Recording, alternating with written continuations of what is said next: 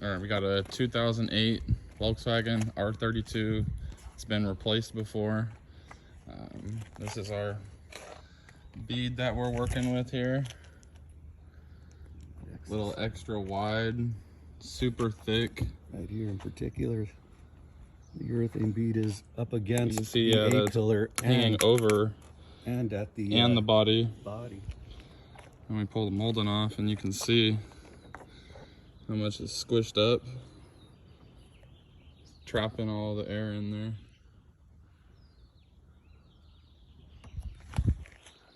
You have a joint that wasn't tooled right over the mirror. You see that? Oh yeah, look, that was a leak too. Yep. Wow, that was they never tooled that joint right there. No. It's a good joint because it's not like overlapping. Yeah, overlap or next to each other. But they never bothered tooling it together.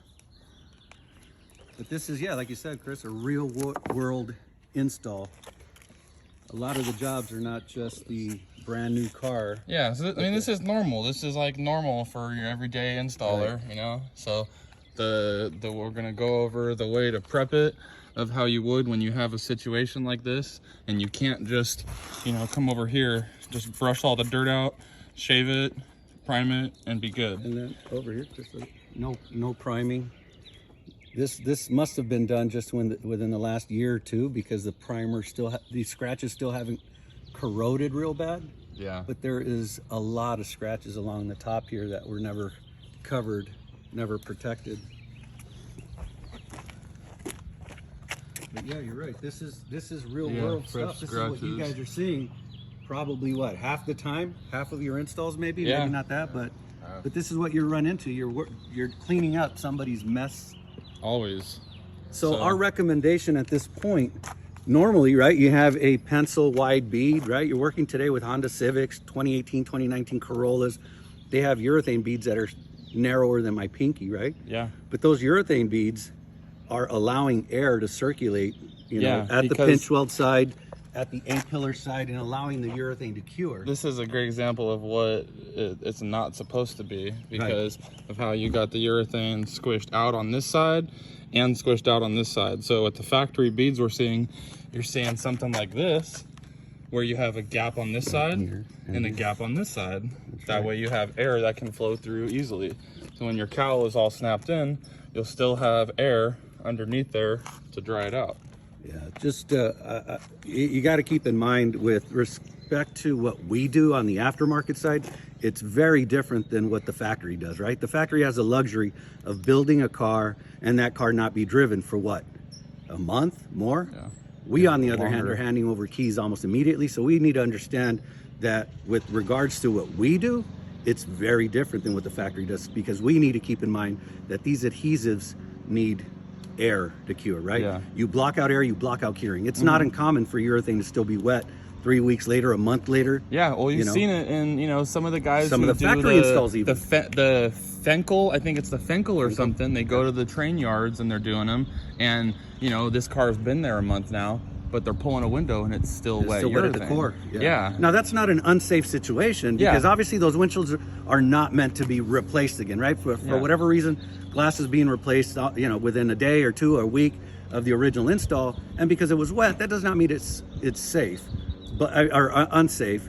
But the reality is, in order for these adhesives to reach proper MDAT, right, minimum drive away time, they need to cure. They need to cure slightly, right? They need to cure slightly. How does that happen? With air, right? The advanced cure adhesives are not dependent on the moisture of that air, but they need air. Yeah. And one thing I just want to stress this, that the reason urethane remains wet in its package is because of the package.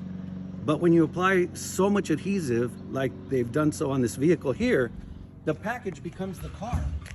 The car blocks out all the air, so it doesn't cure. So you can see in here, right here, there's an uncured. It cured now, but it took a while. It took a while, but there's a spot right there that had a pocket, because it wasn't allowed to have enough airflow to cure all the way. And the same thing here, this whole corner just took way longer to cure than it should have, just because of that. Very good. Huh? Because now the fact that we have to clean it, we have to prime the whole thing. Yeah. Right? So because there was so much squish out everywhere, everything, that Now you can see that it's like had to go all the way up into the groove, all of it, everything. Had to even create more scratches just to get off that excess glue. So yes. Inevitable, right? So now we're cleaning after it's been shaved down. Right, where normally you would clean it before, right? Before you trim. That's ideal. This is not an ideal situation. So now a little bit of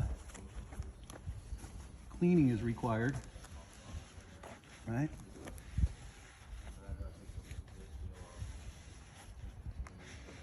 Then if this had a lot of like corrosion, a lot of bare metal, for instance, if there was a lot of rust that had to be removed, and now you're exposing large areas of bare metal, ideally you would want to use things like something like acetone, 100% acetone, 100% heptane. Really get it clean. Yeah, to really neutralize the bare metal, right? Because the bare metal will become embedded with finger oils even, or for sure the products that you're using to clean will embed themselves into the bare metal and not provide a solid substrate for your primers. Okay. So that would be the recommendation there. I'm going to hit it a third time just because there's a lot of gunk. Okay. But now because we're cleaning, again, this is not an ideal we're cleaning situation. after the shave. This is totally opposite of what you would normally do on your normal day, because you've already shaved the urethane down. Now you're wiping. Right. So because you're cleaning it, in reality, even if this was a nicely trimmed bead, because we're cleaning it, we're actually contaminating it. So it's now going to require some priming, right, over all of that trimmed adhesive. Because as we always say, it's in our training, the best place for new adhesive is freshly trimmed, uncontaminated, well-bonded adhesive, right? Those are the three things that you need for a good solid bond.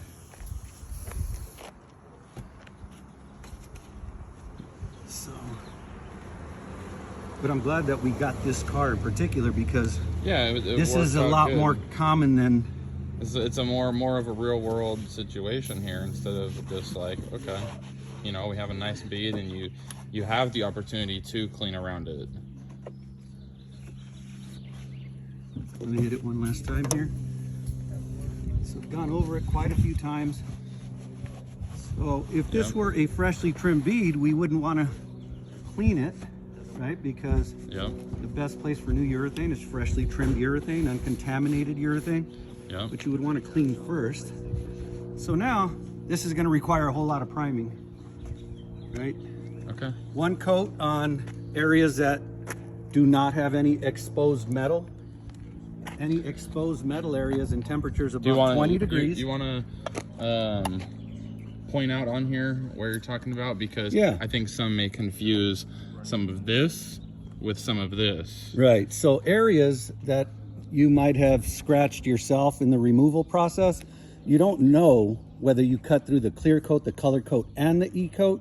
So you want to kind of side with caution and put 2 coats of primer in those areas, because anything that gets down to bare metal is going to require 2 coats, right? You scratched through 3 surfaces that were protecting the metal, you need to put 2 back. But other areas where you would have just had, you know, freshly trimmed adhesive and there's no exposed metal, like here for instance, that would just require 1 wet even coat. But anywhere where it's questionable, where there might be scratches, 2 coats. Okay. Cool. All right. Fresh opened. Fresh daubers. Fresh daubers.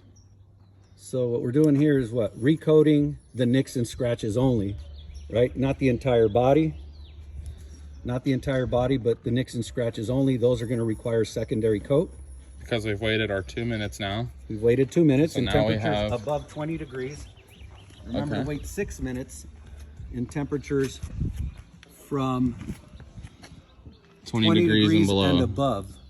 I'm sorry, from 20 degrees down to 0. Thank you, Chris. Yeah. So now we're just touching up areas. So just getting all of our, our main spots that had the... So there were a lot of those up against the back of the pinchweld, just because this... Yes, that was what I noticed. Previous install. There was so much squish out on everything that's where the majority of that was. So nicks and scratches, little secondary coat. Yep. Even on a couple extra little spots, if if it was just a little light, mark, it still helps. Yeah.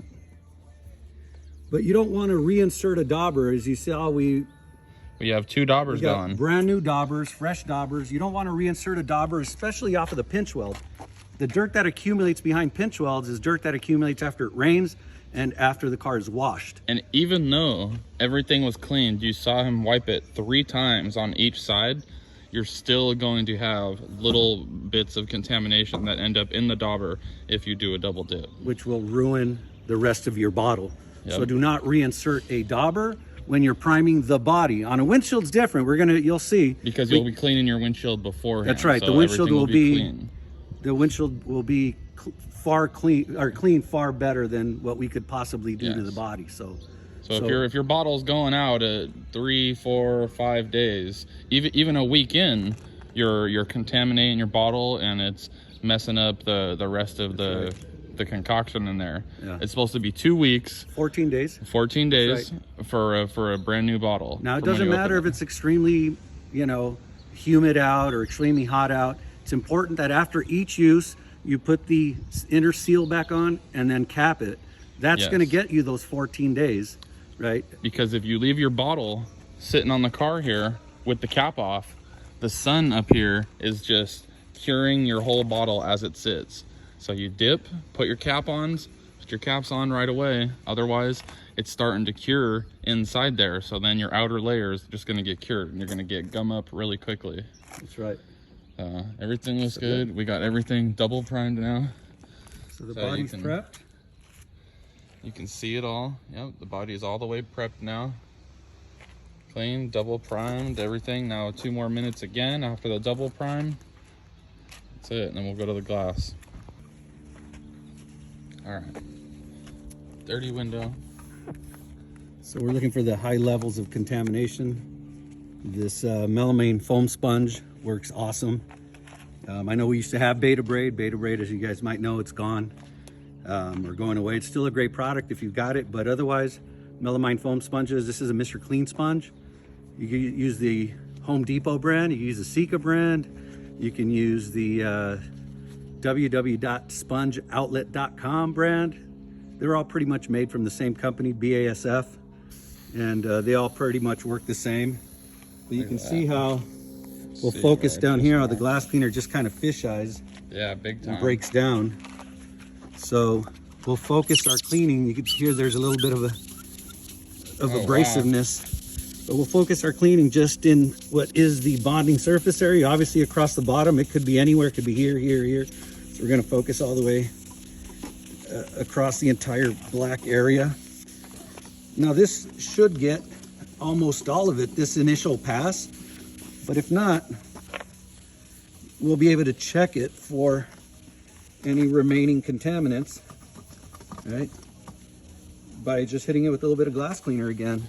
So are you gonna wipe it first now? Yeah, so I'm just gonna go all the way around it once here. Okay. Since we gotta do the entire bonding surface area. Yeah. Right, so we're gonna hit this whole thing once. But you can see how it just instantly starts fisheying and breaking away from the glass. Big time. So GC800 is a little bit unique in that respect. There's other glass cleaners and they're all, like Spray Away and Spray X and Window Glow. Those are all perfectly fine glass cleaners. They're actually, I think aside from Window Glow, they're all approved to be used, which means they've been tested. Possibly Window Glow. We'll have to check with them. But Spray Away, I'm sorry, GC800 is a little unique in that it creates a thin film of foam versus a heavy foam that kind of blocks out the That's like the visual spray away. aspect. The spray away is like the heavy foam of it, Yeah, where it there's is so definitely much- harder to see. There's so much foam that it just makes it difficult to identify where the contamination is because the glass cleaner is fisheyeing below the foam. Where this one, when you spray it, it's more of a it's foams, but it's not like a build-up coat of it. And those of you in Arizona that just don't like the fact that it flashes too fast, we get it. But all we care about, seriously, is the bonding surface area. Yes. Use everything, whatever you want here or right here. But at least with our products, it's part of our system. So we would ask that you use our system. Just kind trying to clean this really good here. Yeah. A little overspray, but we're getting this thing ready to be installed, so let's concentrate on getting it clean now. And then this is how we'll check it to see if it came clean or not, right? Yeah, so far, I mean, you can see We'll the just go difference back. in it. And now you can see how different the glass cleaner reacts. You can see how now it just kind of remains stationary for a long time. It's not breaking down like it's still doing so over here on the contaminated encapsulation. Encapsulation, you might want to resort to using an abrasive pad to clean contamination, or I'm sorry, from contamination from the encapsulation. So on your retainer here, because it's a plastic, you would want to use like your actual like scuff pad. Yeah, use your abrasive pad, that's right, on there, because these things will break down if you rub them too tight up against encapsulation. They're just meant to clean the glass. We got a little bit of foam, that foam adhesive here. You got that razor blade, Joe? This thing's not, here, it might come off. Just so we're not having to hit it after it's installed, right? It's not a scratch, it's just a little bit of adhesive. Oh, I thought I had a sponge with me.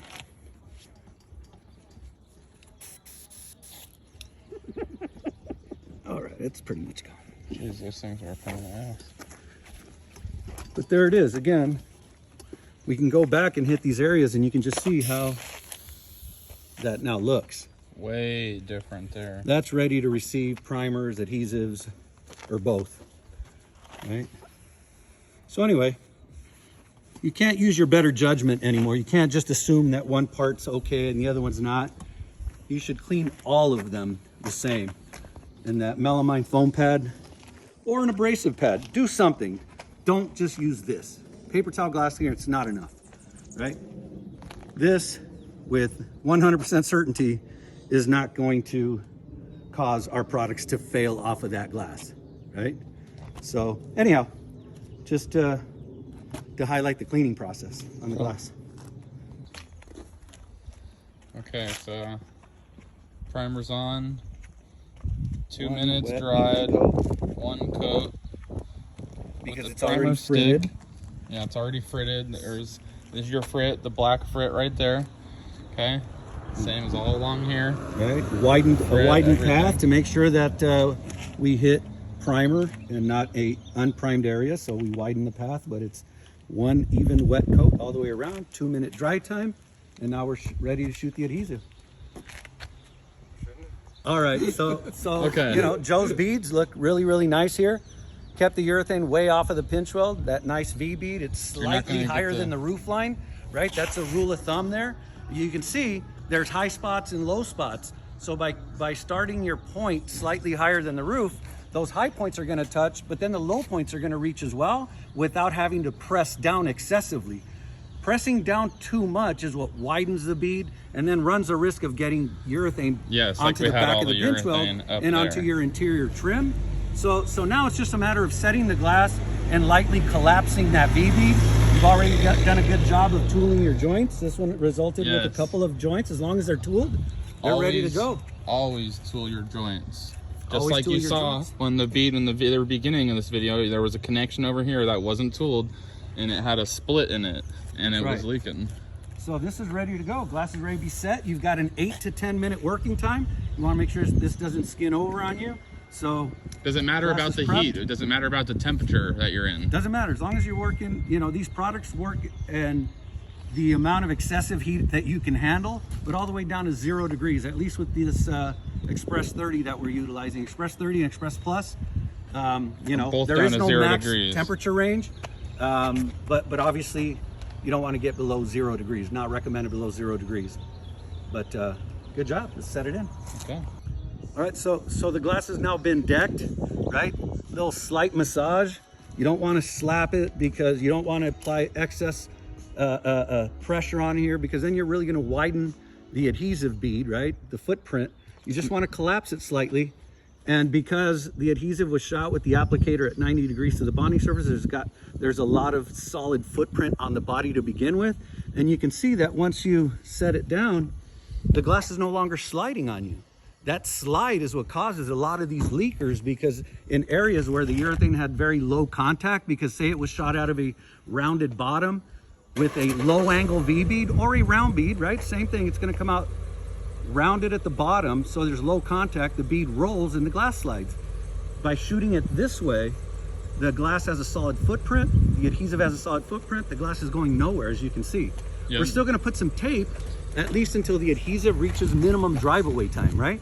Yeah, 30-minute MDAT, but by the time you're releasing the vehicle, you could remove that tape if you want, or just, it's also a good enough reason to give your customer a reminder not to wash it and sort of, and tell them, remove it after 24 hours, but does it need it? No. Not once the adhesive has reached minimum drive-away time. Yep. Right? If you're paying attention to the time and you know it's 11 o'clock when you set this, so you can tell your customer 11:30 is when the vehicle can be driven, tape can be taken off, and everything.